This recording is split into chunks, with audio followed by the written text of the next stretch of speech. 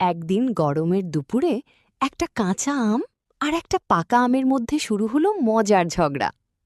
কাঁচা আম কাঁচা আম রেগে বলল, আমি কিন্তু খুব কাজের।